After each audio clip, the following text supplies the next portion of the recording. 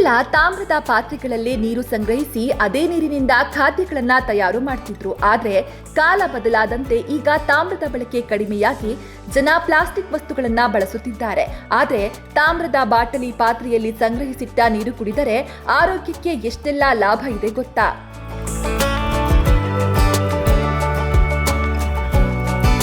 ತಾಮ್ರವು ಕಲುಷಿತ ನೀರನ್ನ ಶುದ್ಧೀಕರಿಸಲು ಸಹಾಯ ಮಾಡುವ ಆಂಟಿ ಮೈಕ್ರೋಬಿಯಲ್ ಗುಣಗಳನ್ನ ಹೊಂದಿದೆ. ತಾಮ್ರದ ಪಾತ್ರೆಗಳಿಂದ ನೀರು ಕುಡಿಯೋದ್ರಿಂದ ಜೀರ್ಣಕ್ರಿಯೆ ಸುಧಾರಿಸುತ್ತೆ. ಇದರಲ್ಲಿರುವ ಉರಿಯೂತದ ನಿವಾರಕ ಗುಣಲಕ್ಷಣಗಳು ಉರಿಯೂತವನ್ನ ಕಡಿಮೆ ಮಾಡಲು ಮತ್ತು ನೋವನ್ನ ನಿವಾರಿಸಲು ಸಹಾಯ ಮಾಡುತ್ತೆ. ಇದು ರೋಗ ನಿರೋಧಕ ಶಕ್ತಿಯನ್ನ ಹೆಚ್ಚಿಸುತ್ತೆ ಮತ್ತು ಶಕ್ತಿಯನ್ನ ಸುಧಾರಿಸುತ್ತೆ ಮತ್ತು ಆರೋಗ್ಯವನ್ನ ಸುಧಾರಿಸುತ್ತೆ. ಇದರಲ್ಲಿರುವ ಆಂಟಿ ಮೈಕ್ರೋಬಿಯಲ್ ಗುಣಲಕ್ಷಣಗಳು ಬ್ಯಾಕ್ಟೀರಿಯಾ, ಶಿಲೀಂಧ್ರ ಮತ್ತು ವೈರಸ್ಗಳನ್ನ ಕೊಲ್ಲುತ್ತೆ. ಹೀಗಾಗಿ ಸ್ನೇಹಿತರೆ, ತಾಮ್ರದ ಬಾಟಲಿ ಅಥವಾ ಪಾತ್ರೆಯಲ್ಲಿ ನೀರು ಸಂಗ್ರಹಿಸಿ ಕುಡಿದು ಆ ನಂತರ ಮ್ಯಾಜಿಕ್ ನೋಡಿ.